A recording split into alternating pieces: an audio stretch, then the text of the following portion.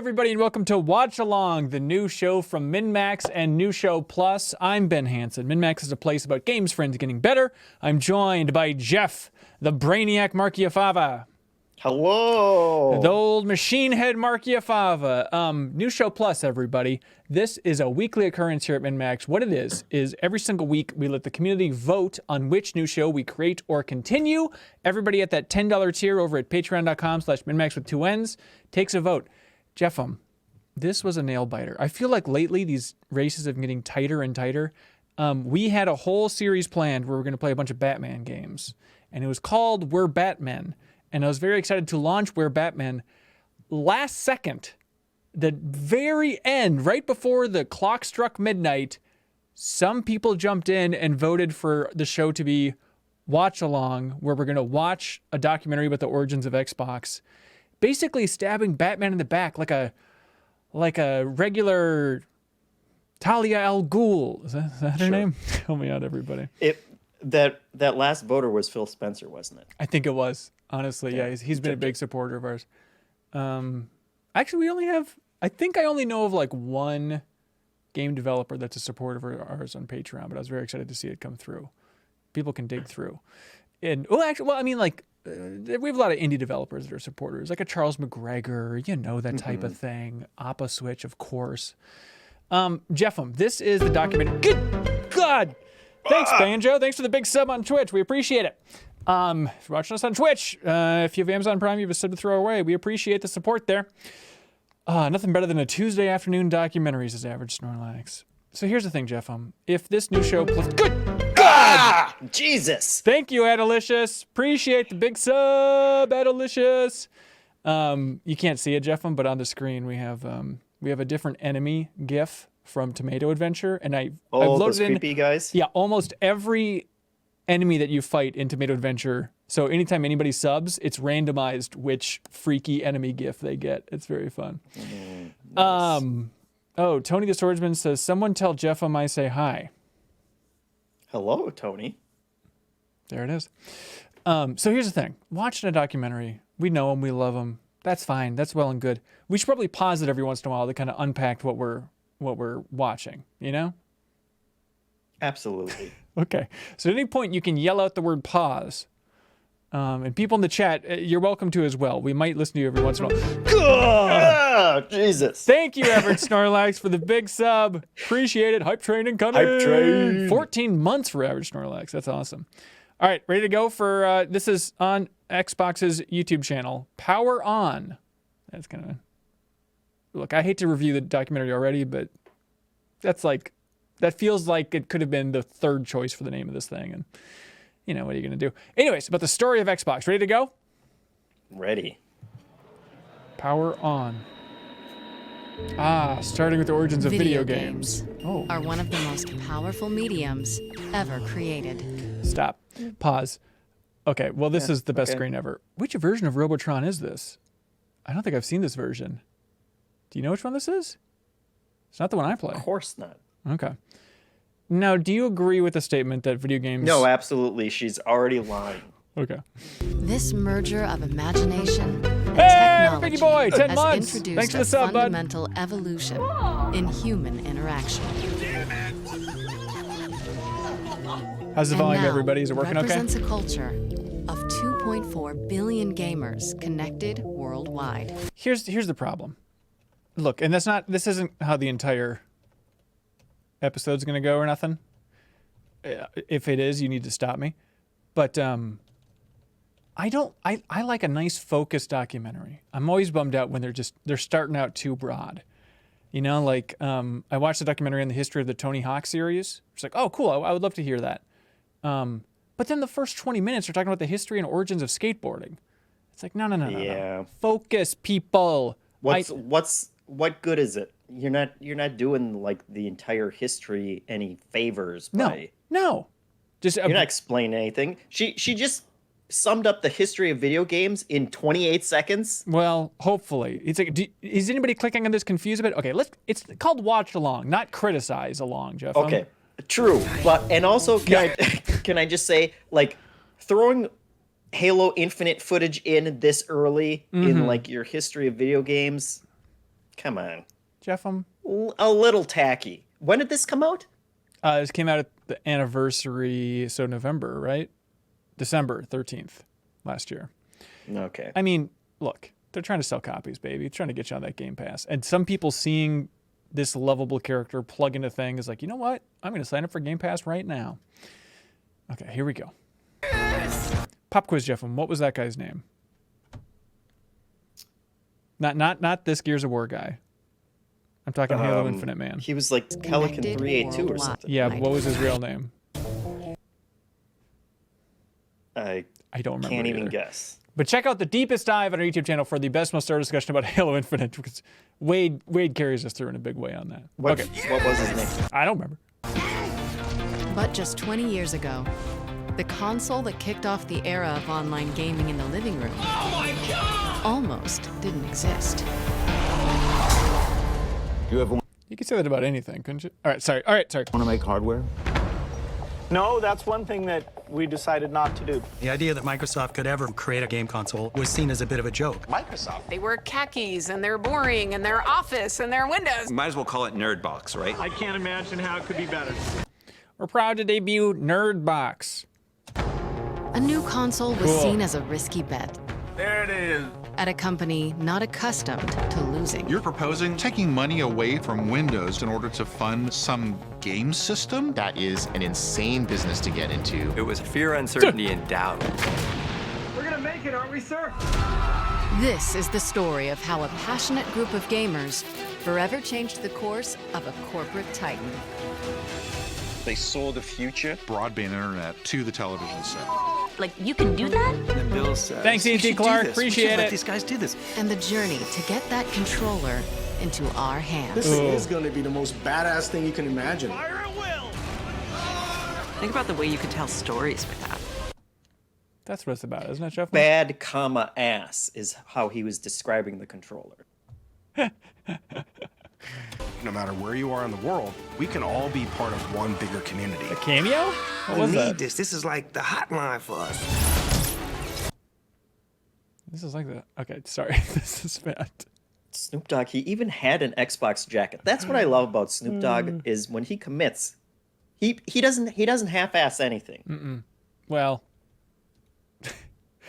I don't know. They paid him to promote the remake of Spyro 1 through 3. And it was the connection was like, well, dragons have smoke coming out of their mouths, so it's kind of like Snoop Dogg. I think it was a little half-assed, if I may point a finger. I mean, but I'm sure that's not on him though. Okay. You know. Okay. All right. That's and right. I'm sure he got super high for it so that the smoke was coming out because he's so dedicated. He was. That is true. He was out of his See? mind. Do you think it's possible for him to get high anymore? Honestly. When's the last time he was like, holy crap, I'm high? I think he's high on life, man. Yeah. He just enjoys everything he does. Hell yeah, man. You take it for granted now, but back then, this was like science fiction. We weren't sure how we were going to do it. Now, where do you... Okay. Now, where do you stand? Welcome to the first 3-hour episode. Yeah, of this New is Game Plus. This is why you don't want to watch documentaries with me at home. Where do you stand on every documentary doing the quick recap? Ah! Good Lord. Thank you, Dork Jedi, for the big sub. Quick, everybody bow to Dork Jedi. Pledge your lightsaber. Thank you. Thank you. Where do you stand on every documentary, summing up the documentary before the documentary? It's the same thing as like, you know, movie trailers where they give you like, you know, they give you like 5 seconds of the action scenes before the trailer starts. Where it's like, hey, everybody, I clicked on this. I'm committed. You're not convincing me to stick around anymore. Or TV shows where they like sum up what you're about to watch in like the first 15 seconds. See, like, that's what are you doing? I wish it was an option of like, do you want to see it every time? And I guess you can always skip forward through that crap. But oh my God, Bob Buel gifting a tier 1 sub to Nick Atrine. Thank you, Bobby. Appreciate it. Because sometimes I appreciate the recap, and then other times, especially with Game of Thrones, it's like, why are they showing Littlefinger this is clearly going to be a thing. But I'm not talking about recaps. I've seen shows where they will show you what's coming up in the episode you're about to watch. No. Yes. Naughty. No. As like some kind of weird teaser of like, hey, it's going to be crazy tonight. That sucks. I hate that. What show is this? What are you talking about? I can't remember. Battlestar would do it. People would say? Battlestar, that's probably, yes. Oh, yuck. That sucks. That sucks butt. Okay, here we go. Xbox, watch TV. Oh, God. Oh, hell no, Microsoft. Gamers are not going to be tolerant at any level of bull at all. The risk here was enormous. You're always just one. So the metaphor was that Lara Croft with that Jaguar, that the Jaguar was gamers and a scared Lara Croft was Microsoft employees? I think so. Can I just say, though, I appreciate when they do, they do all the different talking head interviews, and they all have the same nice background to it. It's I hate that. Nice, I hate unified. that. You don't like it? No, I don't like any talking head interview where it's too sterile, where they're looking directly at the camera. I like a nice, natural environment, like you're actually getting something candid. No one's being candid in that environment of looking directly at the lens in this Microsoft, with a psych backdrop type of thing. I don't care. Okay, Reed Loaza says somebody disable the pause You think we're going to button. get a lot of candid Microsoft employees in the Microsoft documentary? I think you have a higher chance of it if you make people... If they're in their home? I'm just saying, hey, Jeffem. If they're at their desk? If I may, as a documentarian, Jeffem... God, I should get on a high horse more often. It feels good. What is this? Ben the high horse girl for New Show Plus? But anyways, I feel like the goal is to make people forget that there's a camera there. And it's impossible when they're looking directly at the lens, Okay. All right. All right. I think sometimes like the worst though is like the History Channel type. We've interviewed a bunch of people, but we don't really if it's Michael Jordan in his house, and you're actually doing a good job setting up the shot and everything. Yes. But otherwise, I think it can look very cheap if it's just a bunch of people in different places. Cheap? What do you mean? You think Earth looks cheap? Just environments, man. Sure. All right, here we go. Can we hit play? It's 2 minutes. All right. TV. Oh, God. Oh, hell no, Microsoft. Gamers are not going to be tolerant at any level of bull at all. The risk here was enormous. You're always just one catastrophic bug away from not making it. I remember thinking, hey, maybe we're in over our heads. It's a metaphor! B-roll metaphors! Xbox is going to be the future. Truly the future of video games. Xbox. Taking over the living room. Limitless, connected digital entertainment. You guys never understood. Company is going to face. I've always hated you. It's a ticking time bomb. Makes me very nervous to actually play this for you. Xbox getting a major overhaul. A bold vision for the future of gaming. This Bill Gates character, he's an odd one culturally. Not quite canceled, but was sleeping with a bunch of Microsoft employees. He was a lot cooler 6 months ago before. Right, but it's weird that I don't know what there's in this crazy world these days, Jeff. There are just so many people that are on the fence of so he passed the test. Okay, everybody else, all right. Anyways, yeah. And just so you know, I ran a Twitch poll about pause versus no pause. Split right down the middle, 50-50. It's With tough. a whopping 8 votes. Okay, here we go. Can we please? Corporate campus. Bobby Backwards asked, would this win a Midwest regional Hello, Emmy? I'm Bill Gates, chairman of Microsoft. In this video, you're going to see the future. Microsoft first came up with the Windows concept back in 1983. I'm going to show Thief! real quickly a couple highlights from the product. The graphics interface is an integral part of this new generation that take PCs much further than they've gone before. That's a cool shot. When I came to Microsoft in 1987, the average age was 27, and I was 27. We were an amazing young company with an amazing young founder in Bill Gates. He knew business better than anybody out there, and he also knew technology. He was able to synthesize things that nobody else in the industry could. It was incredibly fast-moving. It was the kind of place where people didn't hold back. For someone who just wanted to really let loose and grow and learn, it was an amazing place. She ran the Age of Empires unit of Microsoft, and she just retired. I didn't know she went back to 1995. That's wild. Bill Gates and the team back then were the disruptors, which was exciting and palpable. We just thought of ourselves kind of the rebels, kind of, you know, Rebels we're in the big tuxedos. companies like IBM or these huge companies, but we were this little rebel group of hackers, you know, doing this cool work. I'm very optimistic about where we're going. But that really changed in 95. Windows 95 has taken over computer stores. They were Can you online in imagine? the middle of the night. Personal computer Being users that excited packed about into a stores OS? dying to get Yeah. their hands on one. When Windows 95 launched, it was like a coming out party for the whole company. Microsoft made a thing that everybody in the world wanted. It was like air to me. It just was. That it was so existed weird. and you needed Do you it. remember that Today's era? world, you can't make it without a computer. I mean, I remember Windows 95. Well, It yeah. was Some of us may need. one of the best operating systems. I still wish it was as good as it was back then, but I don't remember people going crazy for it. talk show host can Like, to figure get out. it. Yeah. By the late 90s, Windows was dropping $1 billion to the bottom line every month.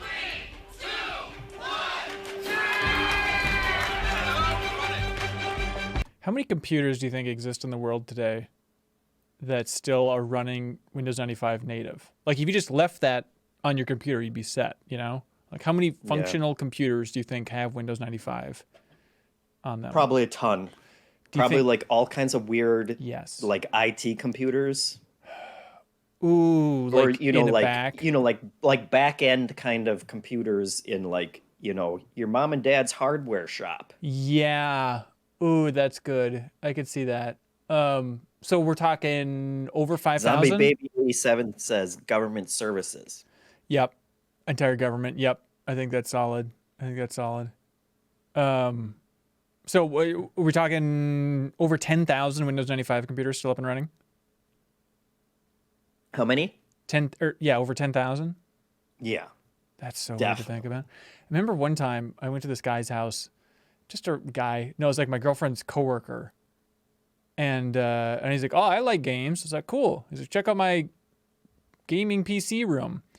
And he brought me into this freaking room, and he had a Windows 95 computer. And I was like, "What are you doing? What is this?" And he's like, "Oh, I just like playing, you know, back when games were good." And it was all just like a bunch of like early 90s strategy, turn-based war simulation type stuff.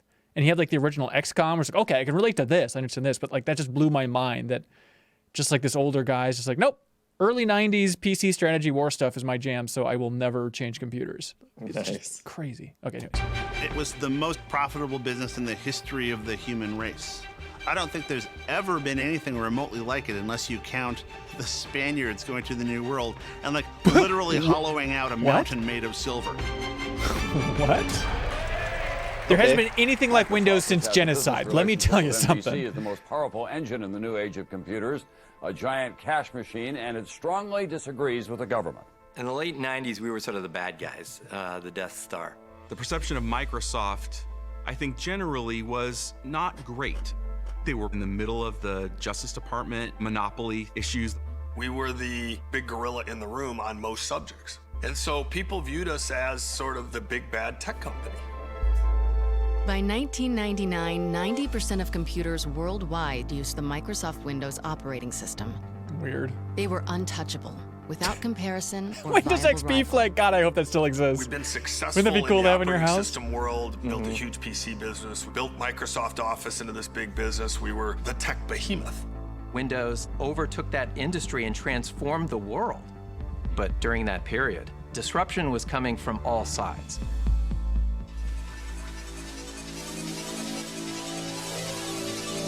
Oh. For decades, Sony had been a Japanese electronics giant with a history of producing personal and home entertainment hardware. And then, in 1994, Sony struck gold with the PlayStation. What game was that? What game was that, everybody? A gaming console with unparalleled success. The launch of PlayStation really thrust gaming into popular culture in a big way. And Sony saw an opportunity They're for not showing any gaming good to be PlayStation games deliberately. even bigger and touch entertainment. What Sony discovered was a console was really... Could you do that? Can you imagine doing that? Of like, if Microsoft invited you to be in this documentary, it's like, okay, now speak about the impact of the original PlayStation. Could you, in any universe, confidently do that?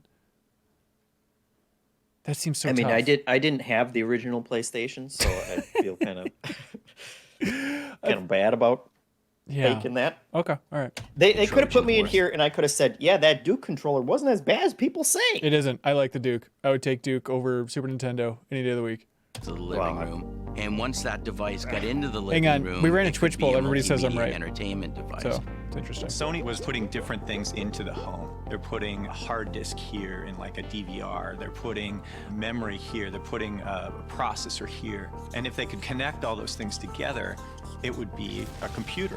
My God. Potentially existential threat to Microsoft. Hell yeah. Without further ado, let me introduce to you the next generation PlayStation technology. Even before Sony launched PlayStation 2, they were just creating this perception I haven't seen N-Guy forever. inevitability. Wow. He lost a lot of weight. PlayStation 2 was the next big thing, and anything in its way was going to get crushed. They said our new PlayStation is so powerful that it's going to replace the PC. Sony was showing a slide at trade shows and to our customers of a future home that was full of PlayStations and didn't have any. I like the PCs. scary, ominous music for the PlayStation footage. Which was like shooting cannonballs over Microsoft headquarters. It was an incredibly Pause arrogant it, thing Hanson. for them to do. I mean, is this like... Did Microsoft go into the entire video game console business because they were afraid that a PlayStation was going to replace all computers? Also, that cannot be. I'm sure it was a discussion in some way, but the idea of like them making it seem like in 1999 when Sony was announcing this and suddenly they're like, oh crap, let's make an Xbox real quick. I mean, maybe I'm wrong, but I would imagine it took a little bit more than 2 years. And just the idea of that, like, all these computer people were that scared of a PlayStation replacing computers? Jeff, you need to build a narrative. This is called a narrative in a documentary. Here we go. Yeah, but it was pointed too. I mean, that was a very serious threat. In the 90s, Microsoft was a paranoid place. And when somebody said Sony's You've won me over with the sterile background thing. I think they're all lying now. Yep. And if Sony Should have was at the interviewed him on the point of toilet. locking down the living room, what was Microsoft going to do? Little Jeff Peely. One possible answer was brewing not from the top executive ranks, Jeff Keepy? but Jeff from Peepee? deep within the Microsoft corporate structure. 4 renegades on the DirectX software team who were working on tech to help developers create games for Windows, and who were united by a fervent belief that games were the future. I was leading the DirectX development team with one of my colleagues on the marketing side of DirectX, Ted Hase. You know, the question that we were starting to ask is, where was all this graphics technology headed? Windows had won the desktop operating system wars. So we're starting to ask where there could be threats or opportunities in the future. We quickly narrowed down to games and an all-encompassing entertainment platform for the living room as being an opportunity for us. Otto had carefully built a career at Microsoft, and he had already taken a risk because Otto could have been an important programmer in a legitimate Microsoft group like Windows or Office. Instead, he chose to be in this DirectX group because he was passionate about graphics. Ted and I both had folks on our teams we felt could bring some additional brain power to the conversation, including Seamus Blackley. How do you describe Seamus? He's just a piece of work. One of the most brilliant people I've ever met. Besides being a physicist and a really amazing mathematician, Seamus really embodied the heart of what it meant to be a game developer. When I saw arcade games when I was little, when I saw computer space, my first idea was not, I want to play this game for hours. My idea was, how can I make my own thing? One of Ted's employees was Kevin Bacchus, who had a financial and market analysis background. Kevin's like a Vulcan in the best possible way. His interface to the world is entirely intellectual. All right. That is correct. We had day jobs for DirectX, but a lot of our thinking was how we could build brand new technology. Some of these guys are single-mindedly focused on making the very best. I think they were games. frozen in Four of us, ice or something because they still look like they're directly from the 90s and they haven't aged that much. It's confusing. Wanted to make them. That really meant something for us. They were working on DirectX, a set of software tools that standardized game development across PC hardware, and which was readily embraced by PC game developers. But the team saw a way to push DirectX further, with an idea that could revolutionize the foundation of console game development. With Windows and DirectX, we have the platform that everybody wants to do the work on to make the games. We already have the entire infrastructure of everything you need to create all this technology sitting on our platform. If we could only create a single hardware standard, a box designed just to run DirectX. It gave us the idea that we could produce better games than Sony and Nintendo and Sega. At that time, Japanese game consoles had very proprietary chipsets, and they just didn't work very well for Western developers. The instructions on how to use it would be in Japanese. What the DirectX group was proposing was, there's a better way to do this. We're going to use PC architecture that you're familiar with, which is just going to work out of the gate, so they could spend more time crafting and building their games. They had an incredibly developer-friendly story. You already know how to write these games. If you've written them for PC, you can write them for console as well. That message is pretty powerful. For us, this was about advancing the gamers' interests and the game developers' interest, which would advance Microsoft's interests. So we decided that this was the right time to try to build support for the idea of Microsoft building a game console. At the same time, nobody ever believed that Microsoft would actually have the audacity to attempt such a thing. The four of us, we were on a journey to get support for this crazy idea around putting a DirectX-powered box in the living room to deliver interactive content. We were trying to crash meetings and get traction on this thing. We were an annoyance. Nobody knows who the hell we are. And we were constantly discovering super important people who were roadblocks or who wouldn't get it and who didn't think games were important. You're proposing taking money away from office development in order to fund some game system? These people dreaded having meetings with us. No surprise, displacing the stated direction of a company at the scale of Microsoft was not a trivial undertaking. Realizing that who you knew inside of Microsoft was at least as important as what you knew, we brought in the guy who could try to build support for the idea of Microsoft building our game console, Nat Brown. I had a lot of time spent talking with different teams. Are they trying to be retro and cheesy with that type of stuff? Planning. Nat had an incredible network of connections. Gosh, he I hope opened so. up a lot of doors for us. Nat was sort of like our Obi-Wan Kenobi. This wizard figure who would show up and go, oh, I know who you need to call. That you need reference to talk cost to the them guys in this division or $30,000 with that the division." licensing. He knew the structure to Microsoft. It's been nothing but a fight to figure out how the place works. Do you remember doing mocap for that, Jeff? Or One is of that the just first kind of a things blur Nat for said you? was we needed a proper code name. Something that would plant in people's head and take on a life of its own. Nat said, well, isn't it really a DirectX box in the living room? I'm like, yeah, it's like a DirectX box. That's what it's about. And we just put up on the board, let's call it the DirectX box. So we had this awkward thing in our mouths all the time. It was a DirectX box. And I remember saying, that's too long. It's just Xbox. And we liked that. That was our code name as a stand-in until we had something better come along. We built a business case that showed how big this business could be. To get buy-in on that, you have to distribute it. You have to go socialize it. My trick was getting our stuff in front of executives to make them say, I want to understand this business. The team set their You just sights sneak on a in and write it on the choice. whiteboard before a A meeting senior started? executive That's who it. spoke their language, literally. Yeah, I'll play real quick. Ed Fries was a Microsoft lifer. He joined as an intern. Ed had been Cool critical guy. in the development of Office. Who films this? One What a of weird the thing. biggest franchises, even at that time, that 1988. Microsoft ever had. He started there. He Isn't had that this crazy? passion for games. He loved games. Yeah. He programmed a game at a very early age. When most high schoolers were getting their first minimum wage jobs, Fries was already cashing royalty checks from his first game. So let's take a look Is at that this high-quality Frogger? product. A clone of the hit arcade Oh. game Frogger, aptly named Froggy. Original, as you can see. Wow. Whoa! Oh my goodness. Hope you like subs. Wow. Games Woo group. Star People Pixels. told Thanks so me much. I was committing career Subs coming through for a while here. Thank you. That's it. Good night. They said, why would you leave office, one of the most important parts of the company, to go work on something no one cares about? And when I got there, running the games group, I found out they were right. No one cared about what I was doing, and that was awesome.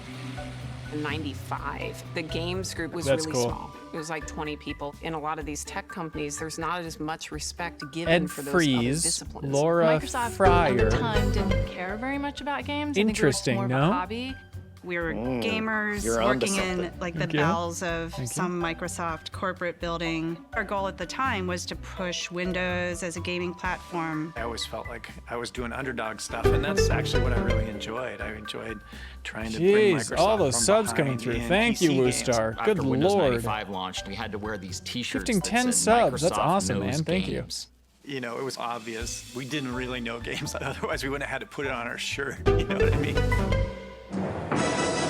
Choose your favorite form of world domination in Woo! Age of Empires. But after a couple of years, we launched Age of Empires. Hell It was yeah. kind of crazy what a They fascination. couldn't find that better game footage than that? became. And it was one of the signature PC strategy games for years. That was actually a huge success for us. And we started to do some Arrow to his acquisitions, horse? and we were growing our publishing business. As we started to ship more quality games, we finally got to the point where we were Microsoft respected in Golf. Microsoft, and people were like, okay, Microsoft actually does know what it's doing when it comes to games. Ed took a broken games business and fixed it and made it profitable and found a way to do it at Microsoft. These are difficult double black belt Aikido corporate moves. A lot of people saying Ed Freeze looks exactly like Will Forte. Steering Absolutely. the tiny PC games unsee that. division into a profitable department had won Ed the trust of Bill Gates. And yet, Freeze himself wasn't satisfied. Our PC market share was Oh, they have growing sex into the games. teens, and at the same time, we weren't doing anything in the console space, and that, to me, seemed like a bit of a waste. You know, there was this huge market out there. One day, these guys from the DirectX team walked into my office, and they pitched me on this thing, the Xbox, and Cool basically what they guys. pitched was Cool guys a squad coming disguised in. PC. I thought, oh, this is great. This is like a bridge for me to get to the console business. This box that will run a native version of DirectX, which is the part of Windows that's really focused on the game developer, was revolutionary. It's going to be easy to port to this machine, easy to take my games and make them run. Unlike running on PlayStation at that time or Ugh. a Nintendo Ugh. machine that were just very alien hardware compared to a PC. Easy. Ed understood all Not this the- game development not the best happening on the PC. word choice. He wanted to make a console that was specifically designed to be easy and fun to make games on. And if the most creative people did their best work on your platform, that's really good business. That's a good idea. Basically, I said, you That know, hair, I man. like this idea. I want to help you guys. It's like The DirectX team. Joffrey's hair these or were something. It feels like the troublemakers hair that like from an the evil start. king should They didn't have. have these reputations that Ed had as sort of born and bred to work at Microsoft. They didn't really have any political clout within the company.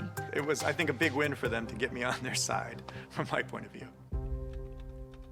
This unlikely alliance would bring the Xbox team closer to the biggest test of all. Pitching Bill Gates. And that opportunity would come sooner than anyone expected. Good When God. Sony unveiled the PlayStation 2, they started talking about how they were going to be the death of the Leather PC. jacket. A new concept that we'd like to introduce going into the next century. Is Phil Harrison still our at Stadia? EE, the emotion engine. It was like, what a great name. Holy crap. Who you know, knows? an emotion engine. Our new CPU architecture significantly outperforms even the fastest Pentium 3 architecture. Can someone that's look in the that up, market please? Today. Is Phil They Harrison showed still at Stadia? Beautiful fighters, models twirling around. They showed 1,000 delicate rose petals falling from the sky to show just how many polygons, just the raw math that this behemoth of a device could Bob, process. I also bought that PS2 stand. And guess what? It's got I the liked power it, man. of 1,000 suns behind it. Or I had one that had like grooves in it, so you could Microsoft, slot that games really into it vertically. crystallized what the stakes were. And Bill asked the DirectX team to do an analysis of these claims that Sony had made. As you can imagine, getting on Bill's calendar was next to impossible. I felt a huge sense of pressure to make things happen and make them happen quickly. Otto and Seamus provided a fantastic breakdown, very technical, what the emotion engine Seems did unclear and did not if he's do, still which at claims Stadia. were true, which claims were exaggerated. And at the end, they very audaciously slipped in a little mention of the fact that, you know, we could build a console too. And we put together what we thought at the time was a pretty compelling argument. Gates had been curious about the He viability likes to walk of around a with his Microsoft sacks of money. console. It's a But it rare wasn't move for a until billionaire. mid-March of But 1999, just 1 week after the formal announcement of the PS2, Did you ever that the did you watch possibility the was finally Netflix starting to percolate documentary? amongst the company's video game elite one? at its annual No, leadership retreat. Inside Bill's Semiamu was brain. Bill I Gates' think. No. Something annual like that. think. It's pretty good. Oh, Apparently, really? he always carries around a bag of Strategically, books. What with sort him. of projects did they want? That's just a thing a smart guy does. I don't know. That you do at this 3-day Somebody offsite said they worked on is it. I think in the chat. They did, yeah. effort. Was it We all Ricky sat Winterborn that you worked on? And people could propose a topic for a breakout. Did you see his bag of books? We would write down a question. What did we'd you do for stand that, there with our Ricky? question in front of us. People moved around, and everybody voted what topic they wanted. Hey, to work Ricky on. got an Emmy for it. Congratulations. The question Way I to go. wrote that year was, what if the cable companies like AOL, Ricky and says, but Sony now he's all friends got with together Epstein, and they all so pooled all yeah, the subsidies you know. that they were paying to acquire customers. They could put out a box for free because it'd be so ubiquitous and so highly wanted. That's all I said. If they could get it into the home as a game console, it would be like the comet that hit the Earth and wiped out the dinosaurs. Yeah, Jeff, I don't know why you're confused about this. Did he tell Bill Gates I that got a big Sony was line just of going to people give away behind me on that one, PlayStations for including free Bill. to get them in people's And, houses? Off we went to know. start talking about it for a couple hours. And so we had a sort of a 2-hour thrash on pros and cons of video game console. What was the state of play with Sony? And coming out of there, Gates just called it. He Hang wanted on, Ricky me- says that when you get an Emmy, you don't actually own an Emmy. On the bottom, it says you have to return it after you die. I have an Emmy. I've never looked at the bottom and seen that. What kind of maniac would do that? Are you serious? What a weird thing. Okay, anyways. to look into what we should do about it. Thompson's big question resonated with Gates, and a call went out to the entire company looking for anyone who could answer. It was sort of an all-points bulletin to senior managers all over the company saying, anybody working on any of this kind of stuff? And so in March of '99, the DirectX team and every other group in the company that touched games in any way was brought together for a meeting to talk about whether we should have a comprehensive game strategy for the entire company. That's so we weird. took that opportunity to That they're say, scared listen, to not tell only their do we have boss a what they're perspective working this, on, or they we can't actually have a possibly communicate that to presentation, him in any a PowerPoint way. deck that we'd like to share with everybody. Yeah. That says what we, How the much DirectX team, think the autonomy company should did do. everyone have And working obviously there? that That you can created just a great work on stir at the something meeting. Nobody was to expecting that point, and it's But just like, it was a "Go tell great the bosses surprise what to we're us doing." to find out there were other parts of the company that had aspirations of doing the same thing. I was running a team in what was known as the Windows CE group. Windows CE was an operating system designed to run devices like handheld computers or even game consoles. Oh, yeah. Via partnership we struck with Sega around their last Love game it. console, which was the Dreamcast. We had a pretty capable hardware It's a coincidence team. it was the last. Some of the guys in that group had worked at 3DO. Have you experienced the awesome power of the Panasonic Real 3DO system? And that was a legitimate game console, albeit one that was not a success in the marketplace, but it was a legitimate console play.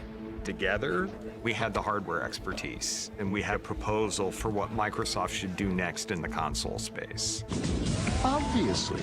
These guys think they know how to make a game console and that they should do it instead of us. We opened the door and Bill's interested in a game console, so now they're gonna edge us out and they're gonna step through the door. They were funded, they had a name, they had leadership, they had executive support. Their argument was, we already know how to do this. What do these kids know? Go with us. The DirectX team was young and hungry, full of tech know-how I'm and rooting vision. for him. But Windows CE was well known within the company and had experience on their side. Suddenly, it was a race to try to get the most legitimacy inside of Microsoft. Metaphor, Where Jeff. the winner was Try and going keep to up. be the one to bring a game console to market. And it came to this big battle with Bill. It was what Microsoft often seemed to do, which is pit two groups of smart people against each other. Classic Bill Gates move. The stage for the cage match was set. The DirectX and Windows CE teams would battle for the right to make a Microsoft game console in front of founder Bill Gates. To the victors, Not great. the spoils. Not great. Having Bill That's what they did on was that Epstein always Island. I see fantastic now. thing, as well as increasing the tension at the same time. Somebody's confused. Somebody's just not thinking. He was legendary. If you went in, you're. Is it you? You little turd. You don't understand. You guys never understood. You never understood the first thing about this. So, we tried really Hey, hard. CBS is filming, Bill. How about you don't be an asshole for the next 20 Very minutes? Aggressive, male-dominated culture. Lots of expletives. Super, super smart. But man, if you said something stupid, Well, I'm done. What was that? Who was he talking to? From my group's perspective, we felt good. We thought they didn't really understand the console space, so frankly, we discounted them a little bit. Ready? Fight. We proposed something that aligned Christ, you very guys. much with how business Just let was them tell their done and the stories. We game don't need a console Mortal Kombat market as it reenactment. existed. You got to meet the market where it's at. Do they have to pay Warner Brothers to do that? Preaching I think the yes. model. I hope so. The I think model they isn't do. very interesting.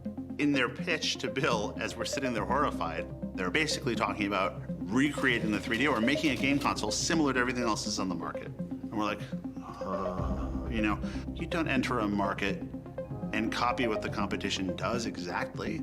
You enter a market to disrupt it, to do stuff they can't do. Windows CE presented, and they talked about this device and blah, blah, blah.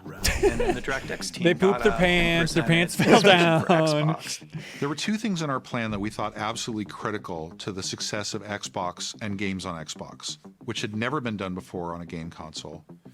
Number one, a hard drive that would be important not only to save information about the player's state and what accomplishments they had done, but also so they could store large amounts of data somewhere and be able to access and change that over time. Hell yeah. I remember there was a big debate about should there be a hard drive in it. Remember how big the hard drive was in the original Xbox, Jeffin? 4 gigs. I believe it was 4 gigs. Correct me if I'm wrong, everybody. Or not a hard drive in it. We were the not hard drive folks. We didn't see the benefit of it. The second component that we thought was absolutely critical was Ethernet. Ethernet was the a Sega bold Dreamcast move was basically the first for console in 2001. history to have any kind of online component to it. But theirs was dial-up internet using a modem. That was the technology of the time. We realized that that was a short-term solution. What we wanted to do was to point towards the future and integrate Ethernet and high-speed broadband internet to the television set. We wanted to bet on the future rather than on the present. The ability to connect machines to each other and to the internet was a core part of the DNA. We were pitching a very traditional game console, and the Xbox team proposal, as I understood it, it sounded to us like, hey, we're going to take a PC and we're going to go build a console out of that, and it just didn't seem credible. It's just not the way the business worked. Final round. Fight. These two groups came at the idea of building a game console in very, very different ways. So this meeting got really contentious. We have to watch these guys like on our plan and tell us it's not going to work and talk to Bill about how game consoles really work. I'm waiting. I'm like, come on, Bill, kill him, shut him down. They're full of He doesn't do it. Kill him. I wanted to see the Bill Gates of old. I wanted to see Old Testament Bill Gates, the guy that was famous for throwing people out of meetings and telling them never to come back and telling them that they're the dumbest person in the company. To my horror, Bill sat back and stroked his chin and was very thoughtful. Bill said, well, I think both teams raised some good ideas. But he didn't seem really that impressed. In front of that Starkiller audience, asks, we so is realized Bill we had Gates to bring Shang out Tsung? every Yes, stop. that's exactly what's going on The here. guys from the DirectX side knew that you don't go to a Bill Gates review without showing something really spectacular. And so, leading into this meeting, none of us had slept for like a week. We made this little device that had relatively old PC technology with a game console-like case on it. And we modified Windows with a hack that like tears open a hole from the bottom up and exposes the hardware. It was a bunch of PC components and a game controller, and it was literally just held together by chewing gum and tape. Soldering stuff, stripping wires. And this was like, in the back of our car or like, on the floor in a conference room that we were making this stuff. An ugly timer on it that showed Windows booting up from power. Booting a PC 20 years ago would take like 3 This minutes. music for Could just take a longer. booting up Could a take 5-6 minutes. prototype. These guys played with a PC, pulled stuff out that wasn't necessary, changed the BIOS.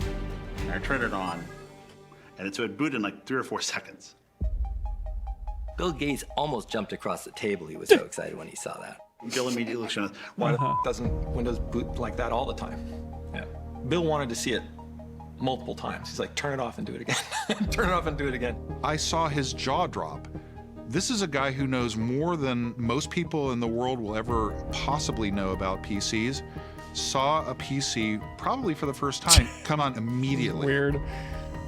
And we had a software emulator of a PlayStation that had been written for Windows. So you can imagine the executive surprise. That's so when we weird. took a PlayStation disc, stuck it in the Xbox prototype, and immediately Tomb Raider came on screen in all its glory. It bridged That's the crazy. gap I didn't of know that. believability. It made the idea of Xbox seem tangible and real and achievable. The DirectX here comes guys the were fatality. stunned. Oh, And they played the game a lot better. We, frankly, I think, underestimated what they were going to walk into the room with. That meeting wasn't a great outcome for us. The Windows CE guys literally said, it's not fair, we weren't given the opportunity to make hardware. And somebody said, eliminate him. Well, nobody told them to build hardware, but they did. Unfortunately for the Windows CE team, they brought a PowerPoint to a demo fight.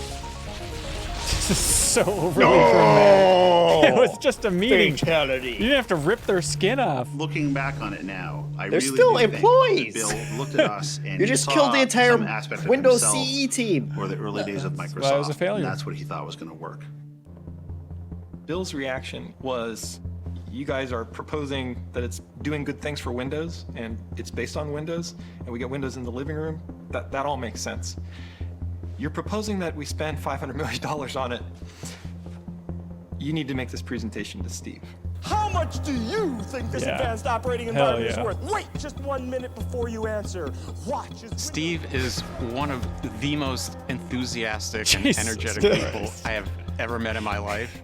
That energy and enthusiasm that you see on We stage gotta watch the is developers 100% thing after this. authentic. At the time, if the biggest fan of Xbox was Bill Gates, the biggest opponent was Steve Ballmer. Steve, as a good businessman, liked to make money. He liked, big bold bets, but he liked big bold bets that would pay off. Big bold bets. This was right at the time when Bill was transitioning the CEO role to Steve. And they had already agreed for a couple years. Bob that says Bill this came up with workplace some crazy sounds like idea it that cost a lot of money, that sucks. Steve should get a chance Yeah, to say yes correct. or no on it first. Yeah, but the And that money, led into Bob. this final meeting where we really had Triple B. quite a large group of executives across the company. The room was packed.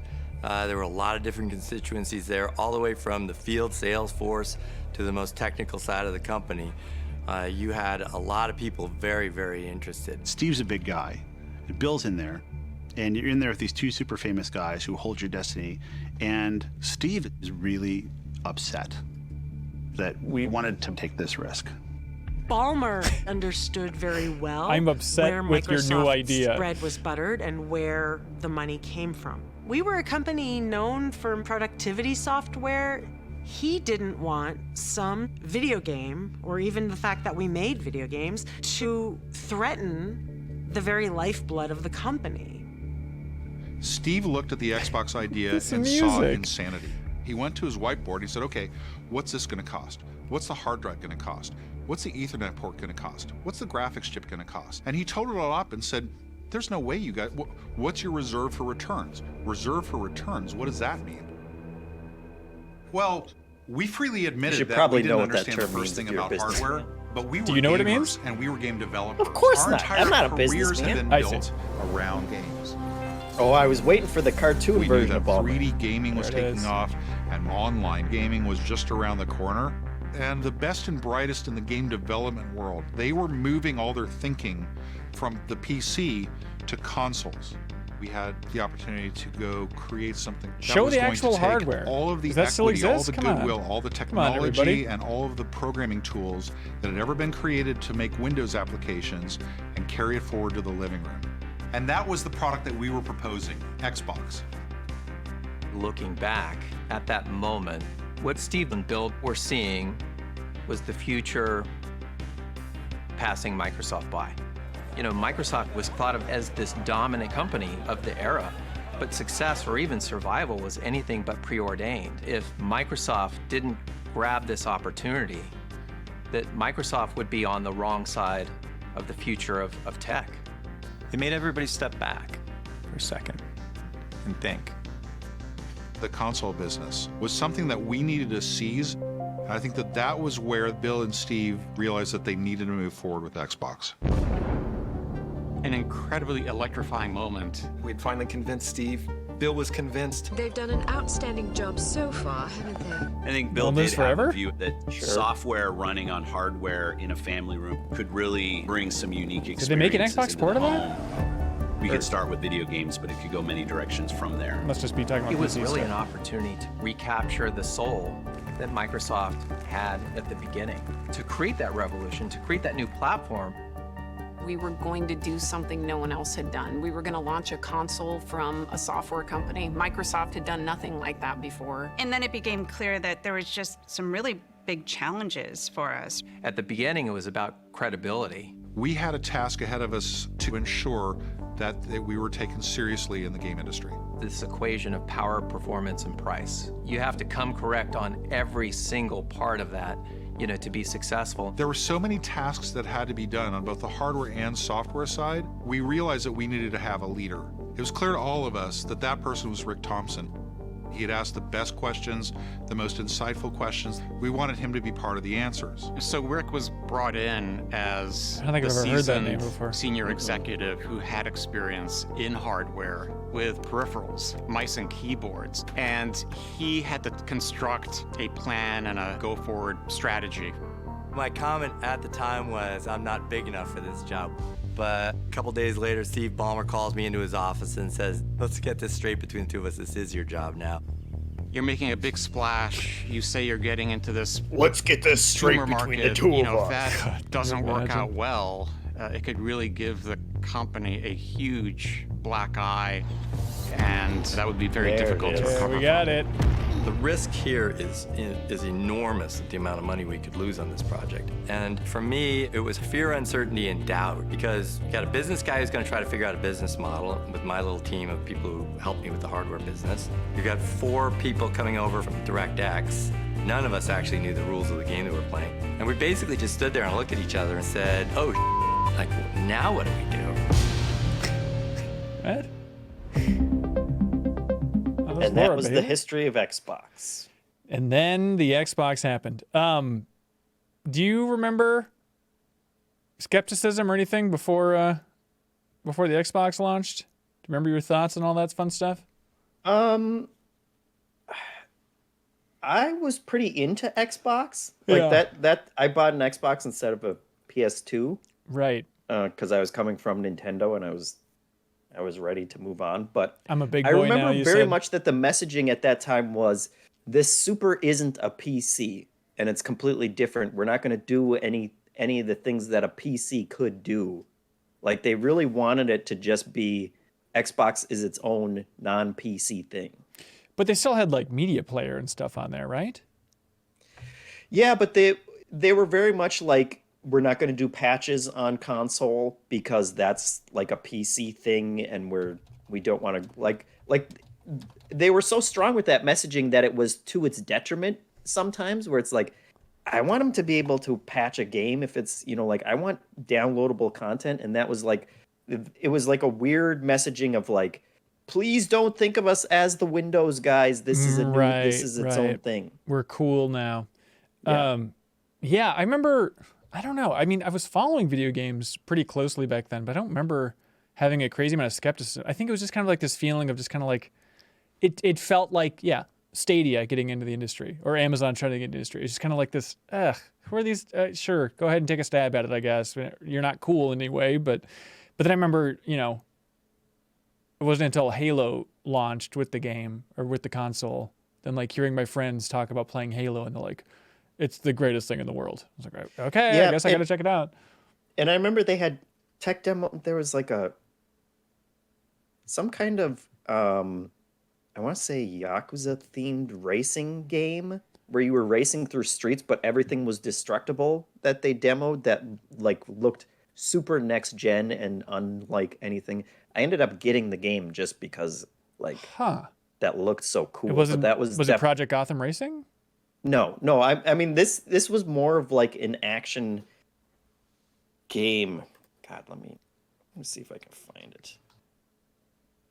So it is an action game in Japan where they were crashing through stuff in a car? Reckless, the Yakuza missions. What?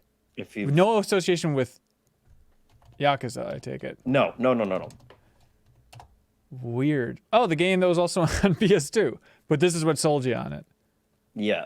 Interesting. Let's see. That was like one of the, holy crap, this looks so cool. Oh, there's lots sure. of destruction and stuff. Yeah. Ooh, that does look good. Yep. I'm not gonna hold it against you, man. That does look pretty cool.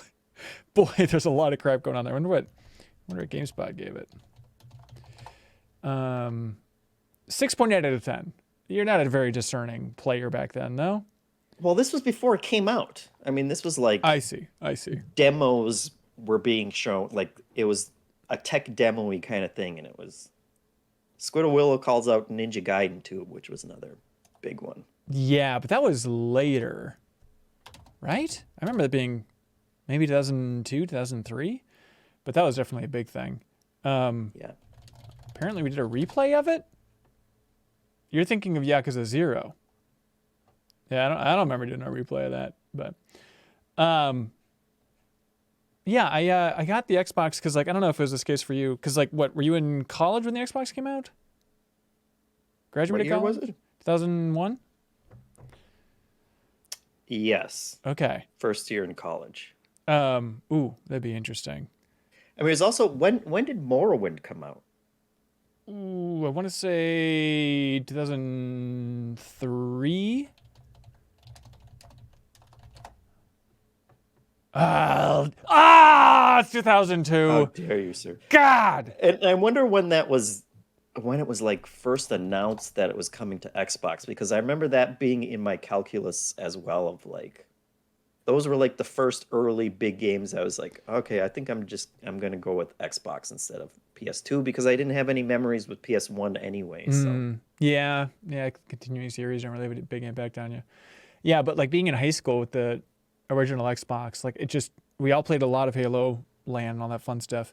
But then it was really like seeing what the computer savvy kids were doing, like modding that original Xbox. I was like, absolutely mind blowing. I was like, okay, well now I need one because it's like everybody had to have one because if you bought this console, you could mod it and pirate all the games, and then also just hey, you can have every old retro console on this thing with a bunch of save states, and it was just unbelievable.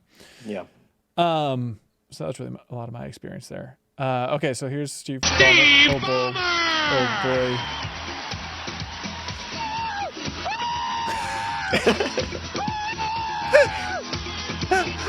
It's like a chimp.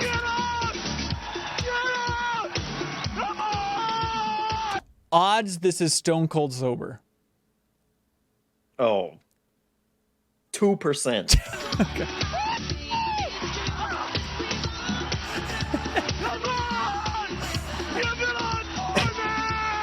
For an operating system? Holy Lord. Look at that face. I mean, is this like the corporate life hack of like, if you need to give a good presentation, just lose your shit and people will take enthusiasm for like, wow, this guy's good at his job. Yes, absolutely. Never question how committed I am to this company. I have 4 words for you. I love this company. Yeah!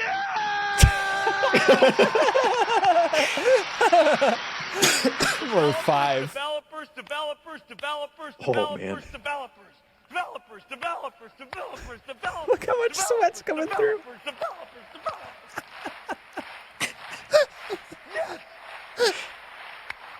Do you think he picked his shirt thinking like, I'm gonna look Steve, extra sweaty in this?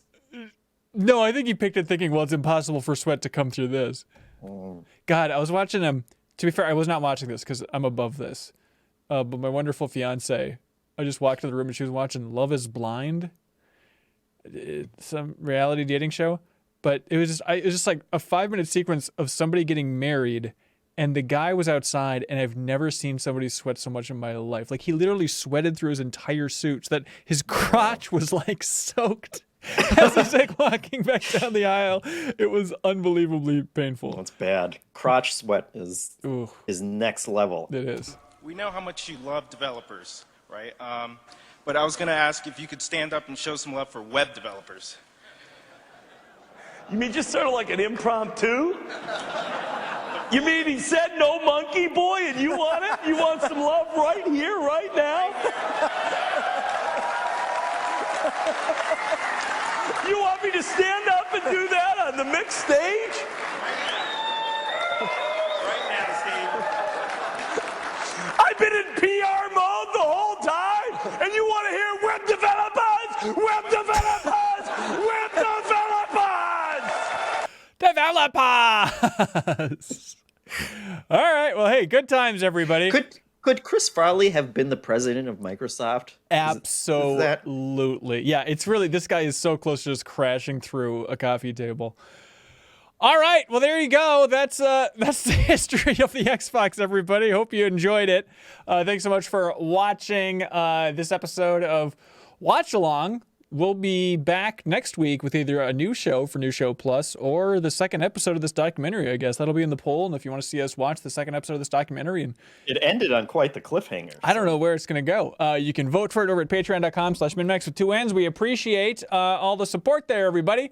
Any closing, final, smart thoughts, Jeffem? No. That's right. Just a heads up. Finish him! For everybody. Finish him. Developer. But hey, anybody watching us live, we'll be back at 8 p.m. Central tonight with our new show, Steam's Secret Stash, with Sarah Podzorski. She'll be playing a bunch of random games that released last month on Steam. So give us a follow on Twitch. Get ready for that. It'll be up on YouTube the next day as well. All right. Thanks so much, everybody. Bye. Every week, we let Patreon supporters choose which new show we create with New Show Plus. Should we create another episode of the show you just watched? Check out the biggest new game release? Get into Sea of Thieves? Create an exercise show? It is your call. So thanks to everybody who subscribes on YouTube or supports us over on Patreon. MinMax exists because of you. As always, if you enjoy MinMax content, any help telling a friend is appreciated.